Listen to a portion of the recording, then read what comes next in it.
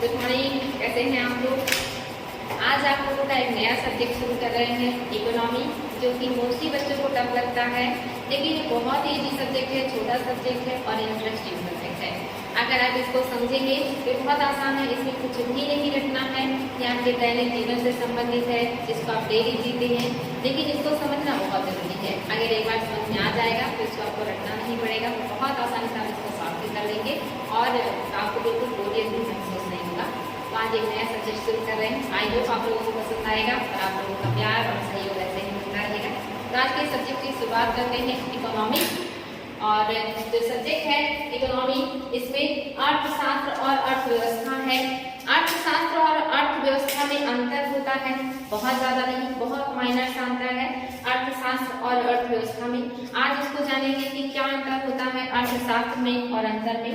तो आप देखेंगे अर्थशास्त्र है और अर्थव्यवस्था है। अर्थशास्त्र किसे कहते हैं, आपको पता है हमारे पास जो संसाधन है, जो प्राकृतिक संसाधन है, वो बहुत सीमित है, वो दुर्लभ है, आसानी से मिलती नहीं है, ना हम उसे पैदा कर सकते हैं और ना ही हम उसे बढ़ा सकते हैं।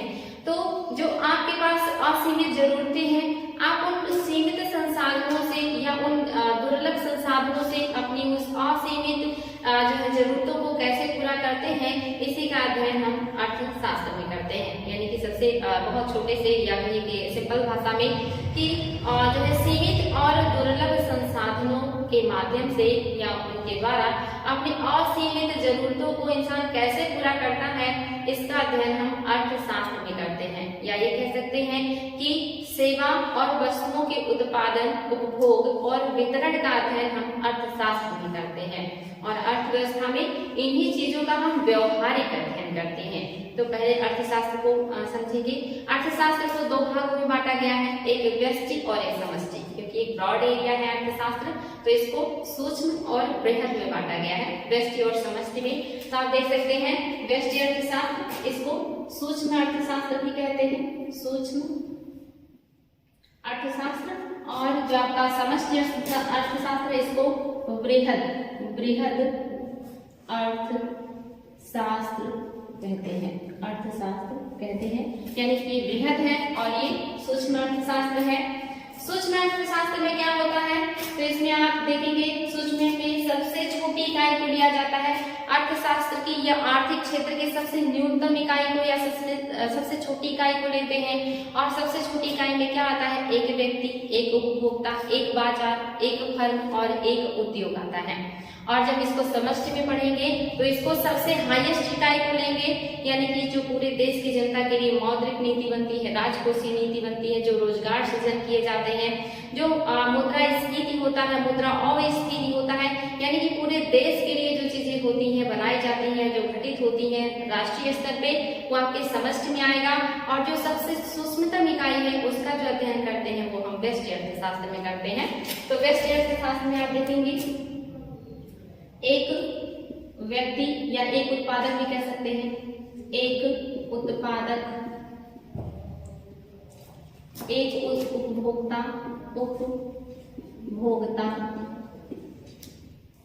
एक फर्म,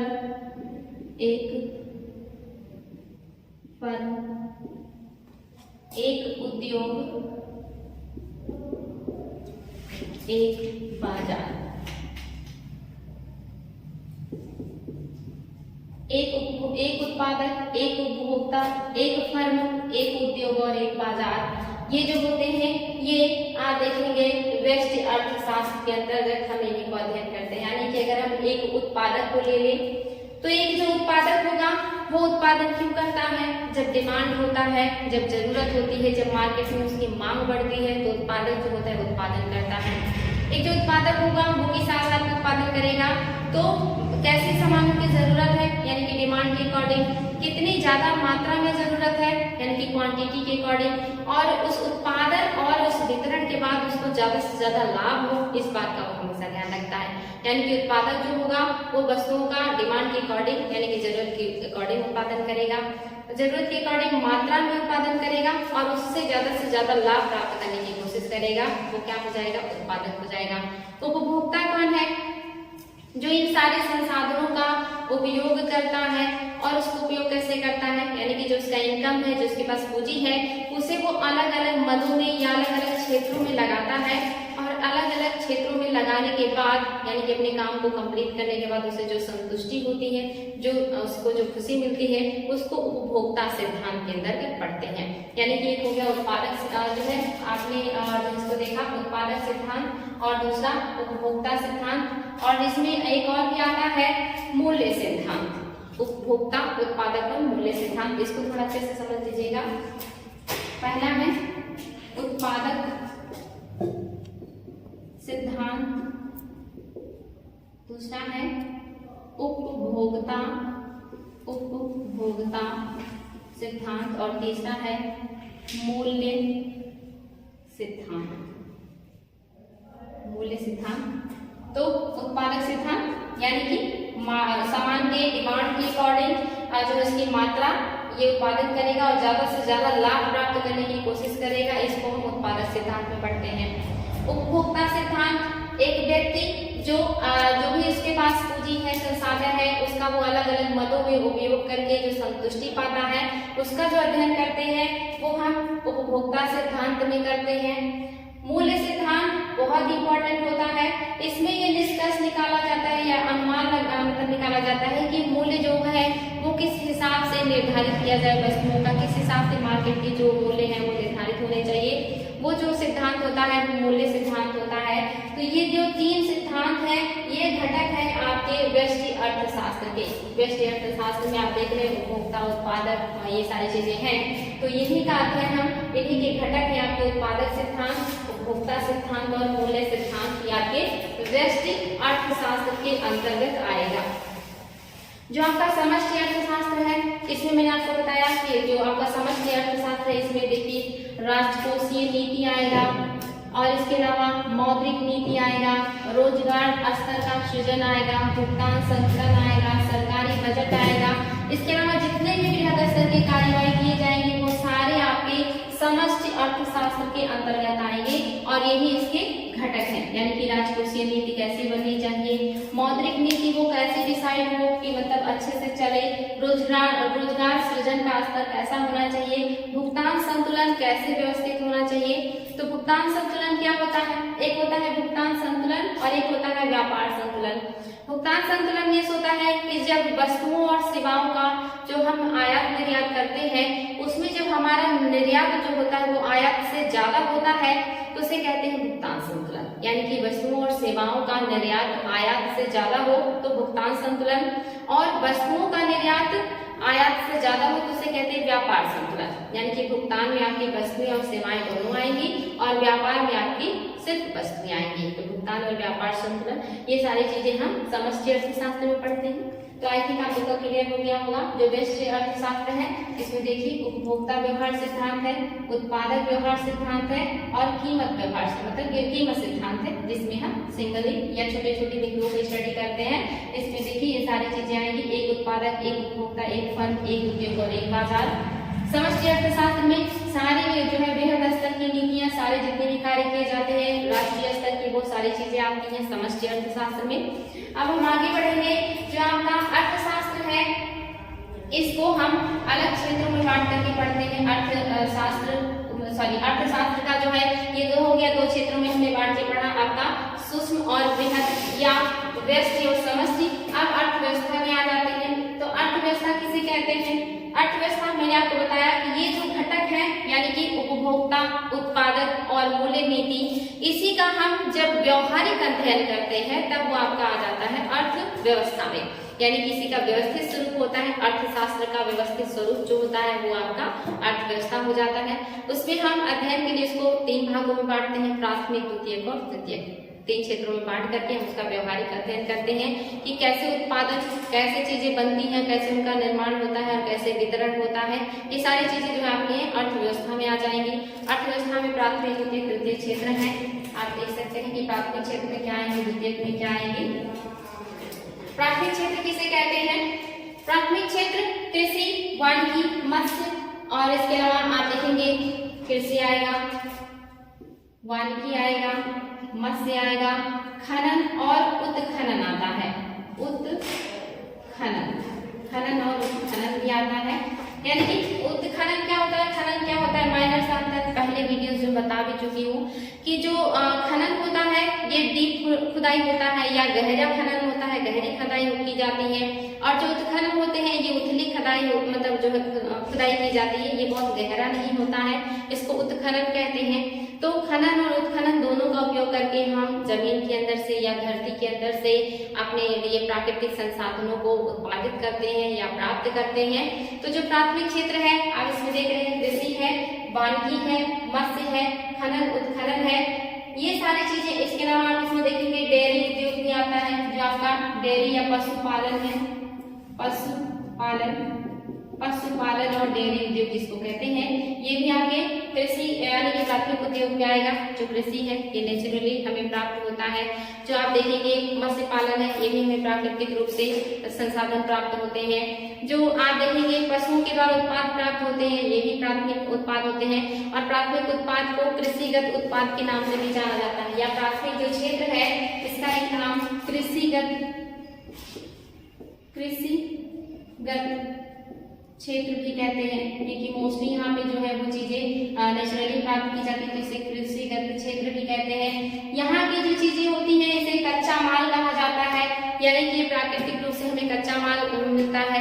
ये जो होता है लॉन्ग ड्यूरेबल नहीं होता, ज्यादा दिनों तक आप इसे नहीं रख सकते इसी रूप में, ये खराब हो जाता है। और जो कच्चा माल होता है इसकी कीमतें कम होती हैं, ये बहुत महंगी नहीं बिकती है। लेकिन जब ये द्वितीय क्षेत्र में जाएंगी तो ये लॉन्ग ड्यूरेशन वाली हो जाएंगी, यानी कि लंबे समय तक आप उसे रख सकते हैं सुरक्षित। और इसके अलावा उसकी कीमतें भी काफी बढ़ जाती हैं द्वितीय क्षेत्र में जाने के बाद। तो प्राथमिक जो क्षेत्र है ये कच्चे माल के रूप में हमें प्राप्त होता है। कृषि से अनाज हो तो उसको भी हम प्राथमिक रूप से कच्चे माल के रूप में प्राप्त करते हैं। उसी अनाज को हम आगे ले जा करके फैक्ट्रियों में अलग अलग रूपों में तब्दील कर देते हैं, उसमें केमिकल, रसायन या ऐसी चीजों को मिला करके उसका स्वरूप बदल देते हैं, और वो मतलब लंबे समय तक खराब नहीं होता है। तो ये द्वितीय क्षेत्र में होता है। इसके अलावा आप देखेंगे जो मत्स्य पालन है, यानी कि मछली का उत्पादन है, इसको भी हम क्या करते हैं, प्राकृतिक रूप से प्राप्त करते हैं, नदी, तालाब, झील, सागर सब जगह से। और फिर उसको भी अलग तरह से जो है द्वितीयक उत्पाद के रूप में उसमें मसाले और इस तरह के रसायनों का उपयोग करके डब्बे में पैक करके विदेशों में भी बेचते हैं, और अपने देश के अंदर भी इसका उपयोग किया जाता है।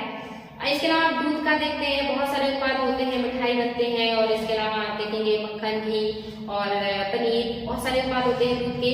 जो दूध एक कच्चा माल है, इसको फैक्ट्री में ले जा करके अलग अलग स्वरूप में बदल करके पक्के माल के रूप में तब्दील कर दिया जाता है।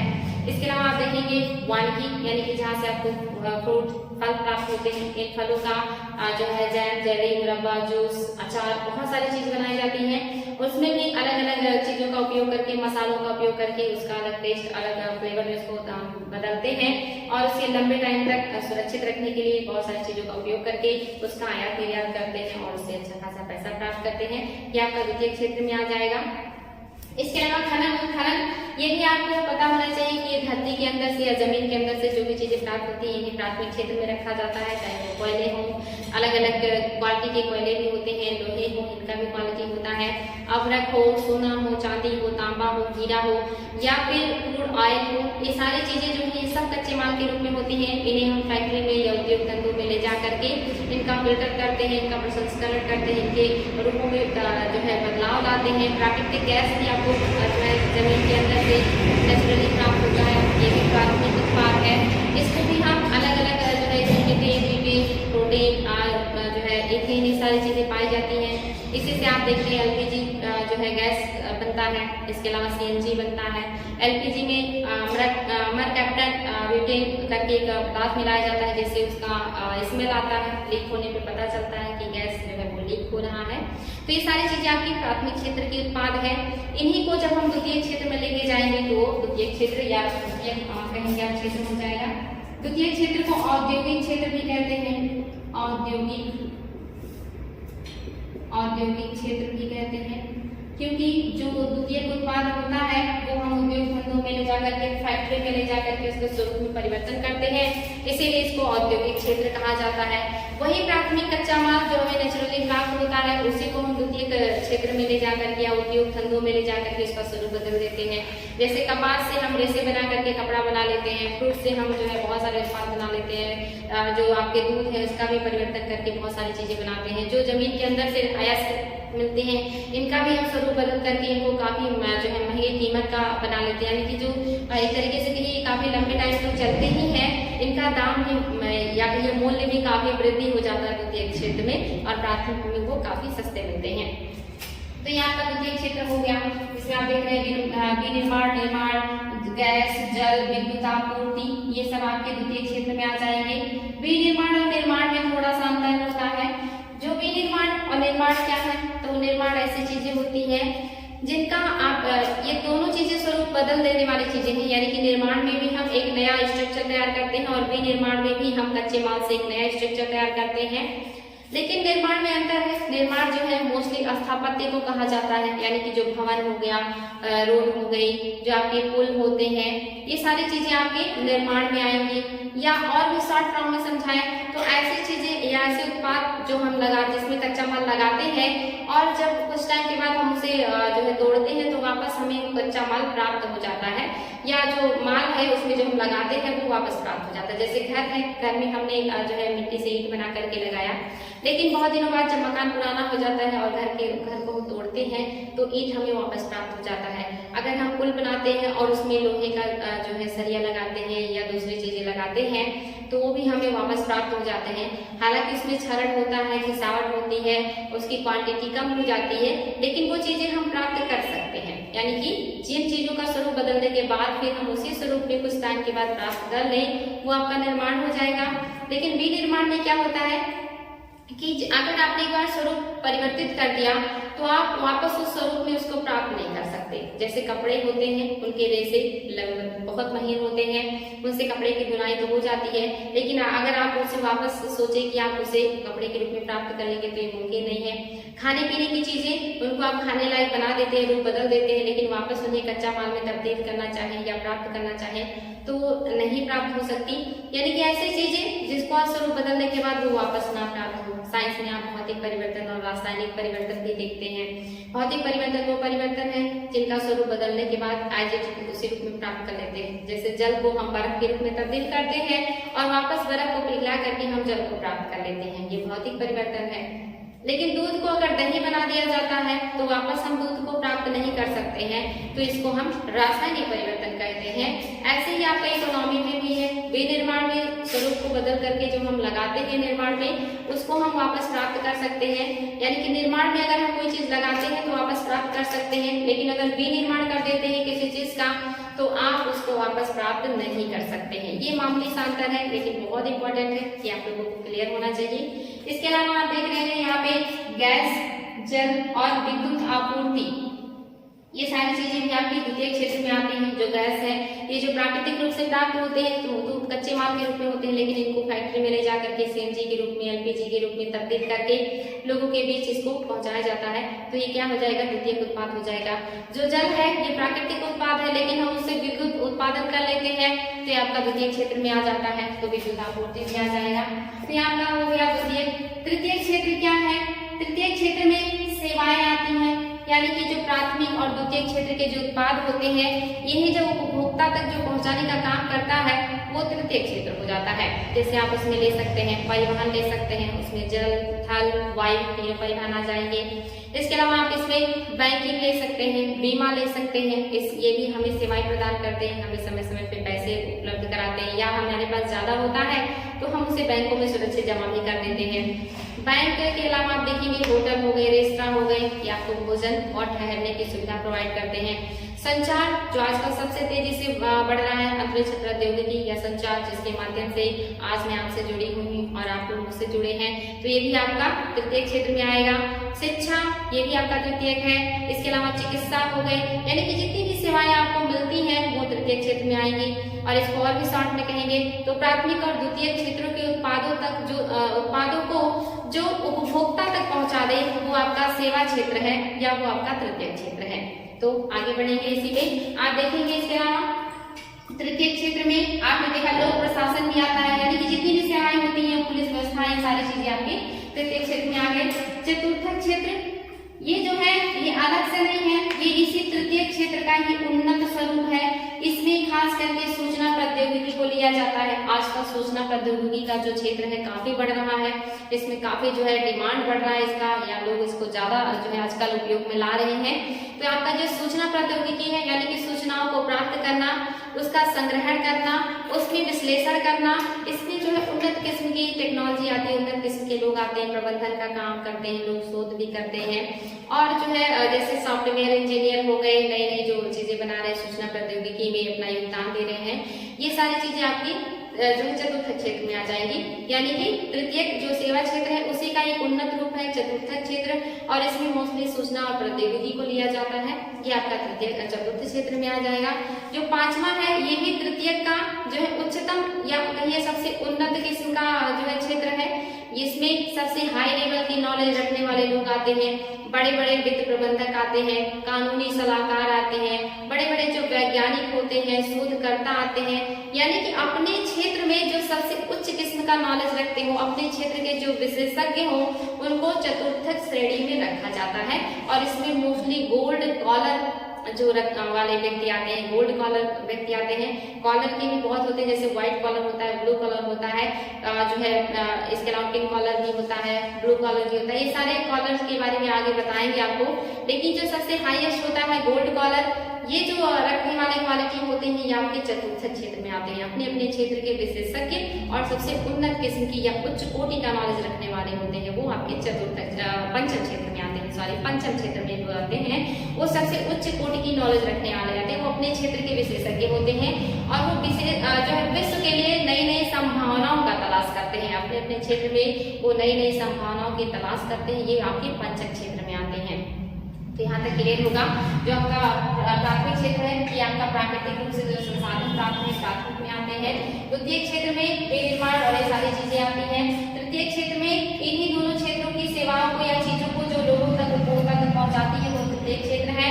चतुर्थ क्षेत्र में तृतीय क्षेत्र का ये उन्नत स्वरूप है जिसमें सूचना प्रौद्योगिकी आता है, और ये जो आपका पंचम क्षेत्र है ये तृतीय क्षेत्र का उच्चतम स्वरूप है जिसमें गोल्ड कॉलर्स आते हैं, और ये अपने क्षेत्र के विशेषज्ञ होते हैं। वो कानूनी सलाहकार भी हो सकते हैं, वो वित्तीय प्रबंधक भी हो सकते हैं, वो भविष्य के लिए नई नई संभावनाएं तलाश करने वाले शोधकर्ता या वैज्ञानिक भी हो सकते हैं। तो ये सबसे उन्नत या सबसे उच्च कोटि की नॉलेज रखने वाले व्यक्ति होते हैं जो पंचम क्षेत्र में आते हैं। तो ये सारी चीजें आप लोगों को क्लियर होनी चाहिए।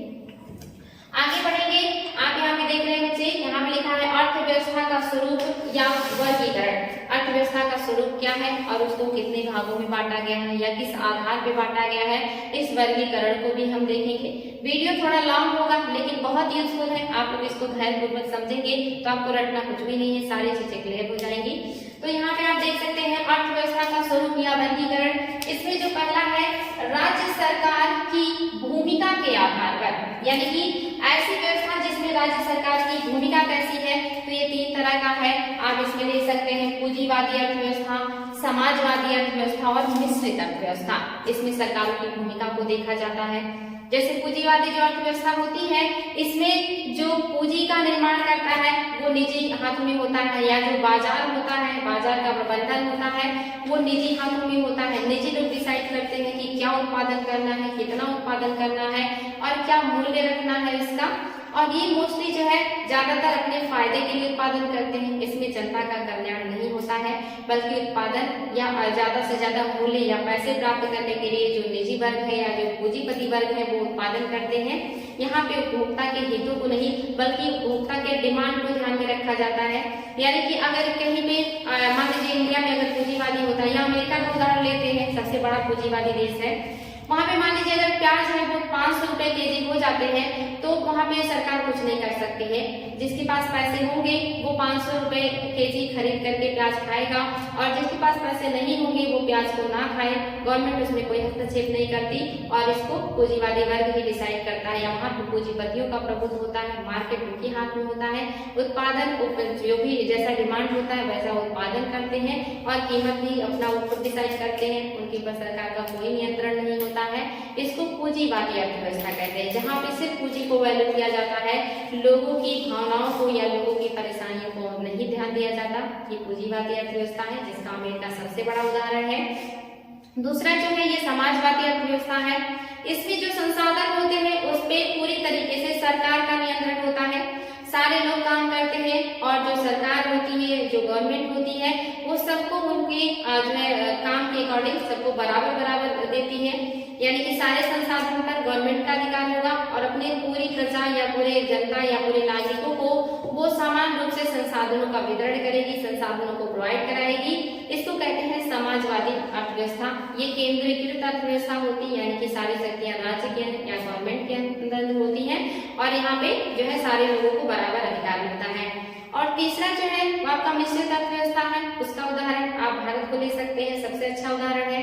मिश्रित में निजी यानी कि पूंजीवादी और समाजवादी दोनों के गुण पाए जाते हैं। जैसे हम अपने देश में ले सकते हैं तो हम पूंजीवादी किस तरह से हैं, तो आप देख सकते हैं वर्तमान में जो हमारी गवर्नमेंट है वो बहुत सारे जो है चीजों को प्राइवेट कर दे रही है, चाहे वो रेलवे हो गए या बड़े बड़े बहुत सारे जो संस्थान है या चिकित्सा का क्षेत्र है, शिक्षा के क्षेत्र में भी कुछ हद तक जो है प्राइवेट चीजें ज्यादा आगे बढ़ रही हैं। तो इसकी वजह से गवर्नमेंट के ऊपर इल्जाम लगता है कि गवर्नमेंट जो है वो पूंजीवादी अर्थव्यवस्था की तरफ उसका झुकाव बढ़ रहा है। तो इसको आप कह सकते हैं पूंजीवादी अर्थव्यवस्था की तरफ झुकाव। लेकिन हमारे यहाँ समाजवादी मतलब चीजें भी पाई जाती है। जैसे आप देख सकते हैं जब भी कोई सामान महंगा होता है या प्याज को ही ले लीजिए, जब भी महंगा होता है तो गवर्नमेंट क्या करती है, जब देखती है कि जो गरीब लोग हैं उनके पहुंच से बाहर हो रही है प्याज, तो वो विदेशों से आयात करते हैं।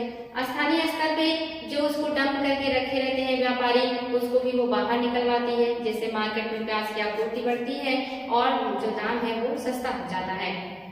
ये समाजवादी का उदाहरण है। इसके अलावा आप देख सकते हो किसान सम्मान निधि के तहत गवर्नमेंट जो है साल में 6,000 रुपए दे रही है किसानों को, ये भी आपके समाजवादी का उदाहरण है। इसके अलावा सब्सिडी ले लीजिए, जो हर क्षेत्र में गवर्नमेंट सब्सिडी देती है, गैस पे सब्सिडी, खाद पे सब्सिडी और जो है आप देखेंगे उन्नत किस्म के बीज पे सब्सिडी। ये जो सब्सिडियां मिलता है ये भी आपकी समाजवादी का उदाहरण है। तो हमारा जो देश है ये मिश्रित अर्थव्यवस्था है। यहाँ पे आपको समाजवादी का भी उदाहरण मिलेगा और यहाँ पे आपको पूंजीवादी का भी उदाहरण मिलेगा। तो ये आपकी जो है अलग अलग आप देख सकते हैं विशेषताएं हैं जो पूंजीवादी अर्थव्यवस्था है। इसके जो विचारक है ये एडम स्मिथ है। इनकी विचारधारा है पूंजीवादी अर्थव्यवस्था का जो एक तरीके से ये विचारधारा रखने वाले हैं वो एडम स्मिथ है। और यूएस और इंग्लैंड में पूंजीवादी अर्थव्यवस्था है। इसके अलावा जापान में भी है और भी देशों में है। समाजवादी अर्थव्यवस्था का जो आप देखेंगे उदाहरण वो कार्ल मार्क्स से इसके मतलब जो है प्रेरणा है या कार्ल मार्क्स इस तरह की विचारधारा को आगे बढ़ाते हैं। इनका कहना है कि जो पूंजीपति वर्ग है वो नहीं होना चाहिए, जो श्रमिक है उनका कल्याण होना चाहिए, क्योंकि जो पूंजीपति वर्ग होते हैं वो श्रमिकों के बारे में नहीं सोचते हैं। इनका कहना है कि गवर्नमेंट के हाथ में सारी पूंजी होनी चाहिए ताकि सभी का कल्याण हो सके। तो ये कार्ल मार्क्स है जो समाजवादी विचारधारा के प्रेरणा है। और चीन, क्यूबा ऐसे देशों में समाजवादी आप देख सकते हैं अर्थव्यवस्था है। मिश्रित अर्थव्यवस्था की जो प्रेरणा है या जो विचारक है वो जॉन मेनार्ड किन्स है। जॉन मेनार्ड किन्स ये मिश्रित अर्थव्यवस्था को जो है बात करते हैं और उसमें आपका इंडिया या भारत सबसे अच्छा उदाहरण है मिश्रित अर्थव्यवस्था का। आप देख सकते हैं कि कभी कभी हम ऐसा कहा जाता है कि अगर भारत ने पूंजीवादी अर्थव्यवस्था को अपनाया होता तो आज भारत जो है वो एक विकसित राष्ट्र होता, जैसे अमेरिका, ब्रिटेन, जो है जापान जैसे देशों की तरह हम भी विकसित होते। लेकिन आपको पता है कि जब देश आजाद हुआ था तो देश की जो स्थिति थी वो बहुत खराब थी। अंग्रेजों ने बहुत एक तरीके से कही कि हमें गरीब करके छोड़ा था। तो उस वक्त सरकार के सामने कोई ऑप्शन नहीं था। सरकार अगर पूंजीवादी अर्थव्यवस्था की तरफ बढ़ती तो सरकार के अंदर डर था कि फिर से उन्हीं व्यापारियों और ऐसे लोगों का प्रभुत्व हो जाएगा देश के, और जो गरीब जनता है उनकी जरूरतों को अनदेखा कर दिया जाएगा। और अगर गवर्नमेंट समाजवादी की तरफ बढ़ती तब भी गवर्नमेंट के सामने प्रॉब्लम थी, क्योंकि इतने पैसे, इतनी सारी व्यवस्थाएं नहीं थी कि सारे लोगों को सारी सुविधाएं प्रोवाइड की जा सके, सबको शिक्षा, भोजन और चीजें जो है मिले।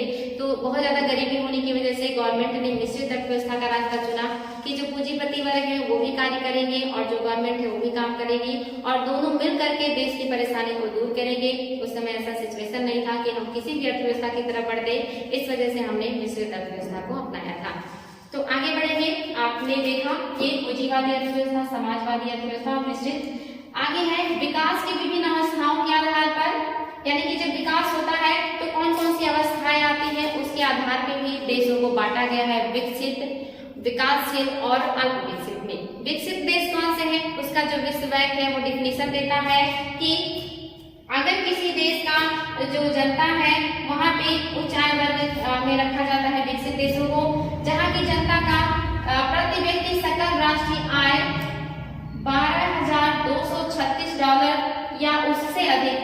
ये बहुत इंपॉर्टेंट है आंकड़ा बच्चों। 12,236 या उससे अधिक अगर है वहां का प्रति व्यक्ति सकल राष्ट्रीय आय, तो उस अर्थव्यवस्था को विकसित अर्थव्यवस्था कहा जाएगा, उच्च आय वाली अर्थव्यवस्था कहा जाएगा, जहां के प्रति व्यक्ति सकल राष्ट्रीय आय 12,236 या इससे अधिक हो डॉलर में। तो ये बहुत इंपॉर्टेंट है, ये विकसित अर्थव्यवस्था होगा। लेकिन अगर कहीं पे 3,956 डॉलर से 12,235 डॉलर प्रति व्यक्ति सकल राष्ट्रीय आय है, तो वो जो देश होगा वो उच्च मध्य आय वाला अर्थव्यवस्था होगा और ये आपका विकासशील देश होगा। विकासशील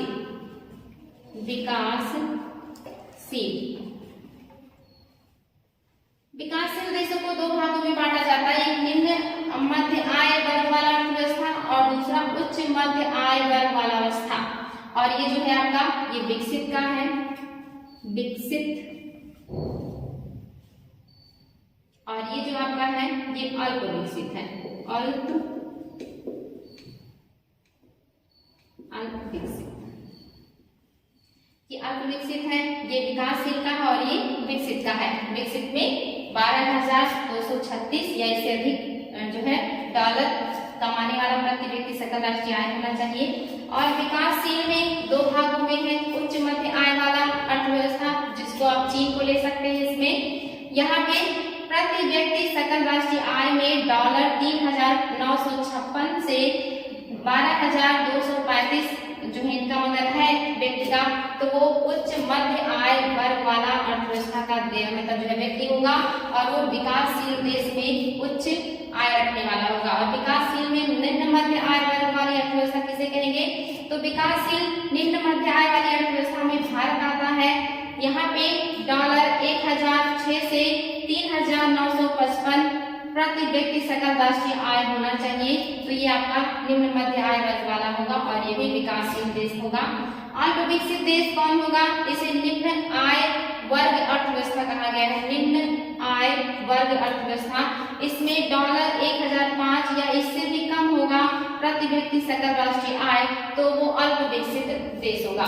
पहले सिर्फ विकसित, विकासशील और अल्प विकसित का कॉन्सेप्ट था, लेकिन अभी जल्दी ही विश्व बैंक ने ये नया आंकड़ा प्रस्तुत किया है और इसके अकॉर्डिंग बताया गया है कि जो विकसित होंगे वो इनका जो इनकम होना चाहिए प्रति व्यक्ति सकल राष्ट्रीय आय में वो इतना होना चाहिए। और विकासशील को दो कैटेगरी में बांट दिया गया है, इसमें ये अल्प मध्य आय वाले हैं और ये उच्च मध्य आय वाले हैं। उच्च मध्य आय में चाइना आ जाएगा और अल्प मध्य आय में भारत को ले लिया जाता है।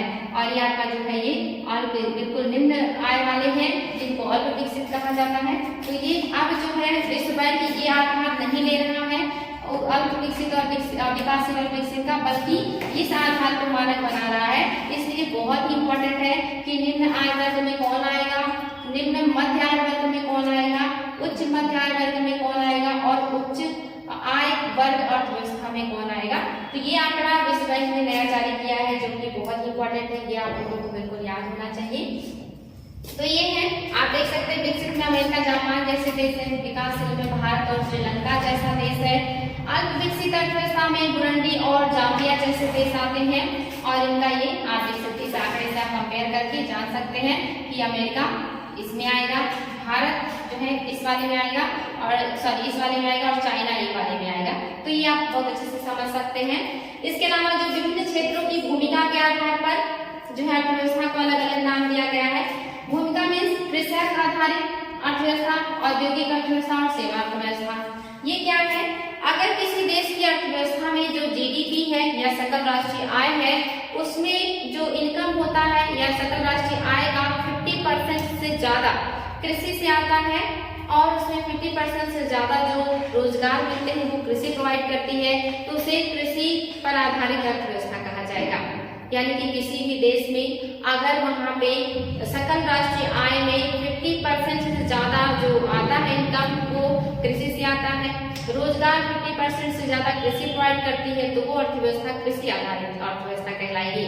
सेम ऐसे ही औद्योगिक आधारित अर्थव्यवस्था कौन होगी, जहाँ पे 50% से ज्यादा जो सकल राष्ट्रीय आय है वो उद्योग से आता हो और 50% से ज्यादा जो रोजगार है वो उद्योग सृजित करता हो, तो ये आपका औद्योगिक आधारित अर्थव्यवस्था हो जाएगा।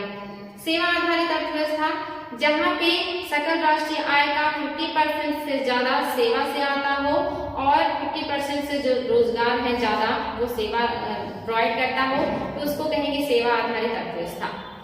हमारा जो देश है इसमें से एक में भी नहीं आता, क्योंकि आपको पता है कि सबसे ज्यादा जो जीडीपी है हमारे देश का वो सेवा क्षेत्र से आता है, लेकिन सबसे ज्यादा जो जॉब देता है वो कृषि देता है, यानी कि हमें जो रोजगार देता है वो कृषि प्रोवाइड करता है, और जो जो जीडीपी में योगदान देता है वो सेवा देता है, यानी कि जीडीपी में सबसे ज्यादा योगदान सेवा क्षेत्र का है, सेकंड में औद्योगिक क्षेत्र का है, और सबसे कम कृषि का योगदान है सेवा क्षेत्र में। लेकिन उद्योग में आप व्यापार में आप देखेंगे या रोजगार में, तो सबसे ज्यादा जो रोजगार है वो कृषि प्रोवाइड करता है, उसके बाद उद्योग धंधे प्रोवाइड करते हैं, उसके बाद सेवा सबसे कम है। तो इस वजह से हम इनमें से किसी भी अर्थव्यवस्था में नहीं आएंगे, क्योंकि हमें रोजगार सबसे ज्यादा यहाँ मिलता है, उससे कम यहाँ मिलता है, और उससे कम सबसे कम यहाँ मिलता है। लेकिन जीडीपी में सबसे ज्यादा योगदान सेवा क्षेत्र का है, उसके बाद औद्योगिक क्षेत्र का, और सबसे कम कृषि क्षेत्र का है, इसलिए हम इसमें से किसी में नहीं आएंगे, ये मिश्रित हो जाएगा। इसके अलावा कुछ और है, शेष विश्व के साथ अंतर संबंधों के आधार पर, यानी कि विश्व के साथ हमारे संबंध कैसे है, उस आधार पर भी अर्थव्यवस्थाओं को दो भागों में बांटा गया है, खुली अर्थव्यवस्था और बंद अर्थव्यवस्था। 1992-93 में जब उदारीकरण आया, एलपीजी आया, उसके पहले भारत जो था एक बंद अर्थव्यवस्था थी, वो विश्व से आयात निर्यात नहीं करती थी, जो है उसने अपने आप को बंद रखा था। क्यों था ऐसा? क्योंकि हम काफी डरे हुए थे, क्योंकि हमारी स्थिति आर्थिक स्थिति बहुत अच्छी नहीं थी, हमें डर लग रहा था कि कहीं ऐसा ना हो विदेशों से बड़ी बड़ी कंपनियां आए और वो हमारे मतलब देश पे फिर से जो है जैसे ब्रिटिश कंपनी और फ्रांसीसी कंपनी आए थे, उन्होंने अधिकार कर लिया था हमारी जो है मतलब जो है उस समय की सोच को एक तरीके से आधार बना करके, कहीं ऐसा ना हो कि बहुत सारी बड़ी बड़ी जो है कंपनियां हमारे देश में आए और हम अभी बहुत गरीब हैं, हम विकास नहीं कर पाए हैं, बहुत ज्यादा शिक्षा चिकित्सा किसी चीज का हमारे यहाँ व्यवस्था नहीं है, तो कहीं ऐसा ना हो कि हम फिर से ही कंपनियों के गुलाम हो जाए। इस डर से हम अपने आप को बंद अर्थव्यवस्था के रूप में रखे थे। लेकिन जब 1992-93 में हमें बहुत सारे जो है निर्माण के लिए या ऐसी चीजों के लिए जरूरत पड़ी पैसे की, और पैसे की व्यवस्था नहीं हो पाई और IMF और विश्व बैंक जैसे संस्थाओं में हम पैसे के लिए गए, तो IMF ने हमारे ऊपर जो है शर्त रखी कि आप अपने यहाँ LPG लेकर के आइए, यानी कि उदारीकरण, वैश्वीकरण, और जो है एक तरीके से कहेंगे यहाँ पे लेके आना है, आपको LPG लेकर के आना है, तो जा करके हम आपको पैसे देंगे। तो वहाँ पे भारत ने अपने जो है देश को जो एक तरीके से कहीं ओपन किया, या यहाँ पे आप देखेंगे हम खुली अर्थव्यवस्था के रूप में सामने आए, विदेशों से जो है कंपनियां हमारे यहाँ आना शुरू की, हमने यहाँ अपने यहाँ की कंपनियों को लाइसेंस से मुक्ति दी या काफी ढील दी उसमें। तो ये सारी चीजें हुई, यानी कि जब कोई देश जो है अपनी जरूरतों के लिए या दूसरे विश्व के दूसरे देशों के साथ आयात निर्यात करता है तो वो खुला अर्थव्यवस्था है। लेकिन अगर कोई जो देश है वो विश्व के अन्य देशों के साथ आयात निर्यात नहीं करता है, कोई संबंध नहीं रखता है, तो वो बंद अर्थव्यवस्था है। जैसे हाल ही में उत्तर कोरिया जो था वो विश्व के बाकी देशों से सारे चीजों को मतलब बिल्कुल अपने आप को काट के रखा था, कोई चीज नहीं आयात निर्यात करता था, तो बंद अर्थव्यवस्था के रूप में था। लेकिन अभी वहां पे सुधार आ रहा है। तो ये है खुली अर्थव्यवस्था और बंद अर्थव्यवस्था। इसके अलावा नियोजन के आधार पर भी अवस्थाएं जो है आप देखेंगे अर्थव्यवस्था 3 प्रकार का है, 2 प्रकार का है, एक योजनाबद्ध है और दूसरा जो है गैर योजनाबद्ध है। योजनाबद्ध क्या होता है? जब हम अपनी इकोनॉमी को चलाने के लिए या अपने संसाधनों का उपयोग करने के लिए पहले से योजनाएं तैयार कर लेते हैं, योजना बना करके काम करते हैं, तो उसे योजनाबद्ध कहते हैं। जैसे हम पंचवर्षीय योजनाएं लाते थे, ये योजना आयोग जो है इन सारी चीजों को निगरानी करता था और अगले 5 सालों के लिए हम हर चीज को एजेंडे के रूप में निर्धारित कर लेते थे कि कृषि में हमें कितना उत्पादन करता है, उद्योग धंधों में हम क्या मुकाम हासिल करेंगे, सेवा क्षेत्र में हमें कितना डेवलपमेंट करना है, ये सारी चीजें हम पहले से मानक बना लेते थे और उसी मानक को प्राप्त करने के लिए हम अगले 5 वर्षों तक पंचवर्षीय योजनाओं के तहत कार्य करते थे और देखते थे कि क्या हमने उस आंकड़े को प्राप्त किया। तो ये हो गया योजनाबद्ध अर्थव्यवस्था। लेकिन कहीं ऐसी अर्थव्यवस्था जहाँ पे कोई योजना ना बनाए, जैसे जरूरत हो तत्काल को कार्य करना शुरू करे और अपनी चीजों को प्राप्त कर ले, तो इसको कहते हैं गैर योजनाबद्ध, यानी कि बिना योजना के ही जैसे जब जरूरत पड़े वैसे काम कर लेना, ये गैर योजनाबद्ध हो जाएगा। निर्धारण के आधार पर या निर्भरता के आधार पर भी अर्थव्यवस्था को 3 भागों में बांटा गया है। निर्भरता नहीं बेटे, निर्भरता है यहाँ पे। निर्भरता के आधार पर 3 तरह का है, आत्मनिर्भर और आश्रित और परस्पर निर्भर अर्थव्यवस्था। ये पहला है आत्मनिर्भर, दूसरा है आश्रित और तीसरा है परस्पर निर्भर। बहुत आसान है। आत्मनिर्भर अर्थव्यवस्था वो अर्थव्यवस्था जहाँ पे लोग अपने संसाधनों के द्वारा ही अपनी जरूरतों को पूरा कर ले, उन्हें विश्व के दूसरे देशों पर निर्भर ना होना पड़े। जैसे आप देख सकते हैं अमेरिका को, उनके यहाँ बहुत ज्यादा संसाधन है, वो इसलिए अपने संसाधनों का उपयोग कम करते हैं ताकि वो भविष्य के लिए बचा के रख सके। वरना अमेरिका के पास बहुत संसाधन है, तो इतना संसाधन है कि वो दूसरों देशों से बिना आयात निर्यात किए भी अपनी चीजों का पूरा कर सकता है, जो भी डिमांड है। तो ऐसी अर्थव्यवस्था जो अपने संसाधनों का उपयोग करके अपनी चीजों को पूरा कर ले, दूसरों के ऊपर निर्भर ना हो, उसे आत्मनिर्भर अर्थव्यवस्था कहते हैं। जैसे अमेरिका को ले सकते हैं। और जो आपका दूसरा है आश्रित अर्थव्यवस्था, यानी कि वो अर्थव्यवस्था जो दूसरे देशों की अर्थव्यवस्थाओं पर या दूसरे देशों के आश्रित हो। जैसे हाल ही के दिनों में आपने देखा था कि पाकिस्तान को जो है अमेरिका बड़े पैमाने पे पैसे प्रोवाइड करता था, और जो पाकिस्तान को काफी हद तक अमेरिका पर निर्भर था। लेकिन अभी नीतियां बदल गई हैं, जो पाकिस्तान है ये चाइना के ऊपर निर्भर हो गया है, और चाइना वहाँ की नीतियों को काफी हद तक प्रभावित करता है। इसके अलावा नेपाल को ले सकते हैं। नेपाल भी भारत और चीन पर काफी हद तक आश्रित है। तो ऐसी अर्थव्यवस्थाएं जो दूसरे देशों के ऊपर आश्रित हो, या कहीं कि उनके पास संसाधन तो हो लेकिन वो अपना उपयोग ना कर पाए, दूसरे लोग उसका उपयोग करें या उपयोग करने के लिए संसाधन प्रोवाइड कराए, तो ऐसी अर्थव्यवस्थाओं को कहते हैं आश्रित अर्थव्यवस्था। और जो तीसरा है परस्पर आत्मनिर्भर जो है अर्थव्यवस्था, उसका उदाहरण सबसे अच्छा हमारा देश है। यानी कि हम अपनी जरूरतों के लिए विश्व के दूसरे देशों से सामान मंगाते हैं, और दूसरे देश अपनी जरूरत के अकॉर्डिंग हमसे सामान जो है प्राप्त करते हैं। तो ये जो है परस्पर निर्भर व्यवस्थाएं हैं। तो ये आपका इतनी सारी चीजें जो आपका एक चैप्टर पूरा आज मैंने कंप्लीट कर दिया है। आई थिंक आप लोगों को समझ में आया होगा। बार बार रिवाइज करके इसको नोट कीजिएगा, रिवाइज कीजिएगा, बहुत अच्छा लगेगा आप लोगों को। थैंक यू बच्चों, थैंक यू सो मच।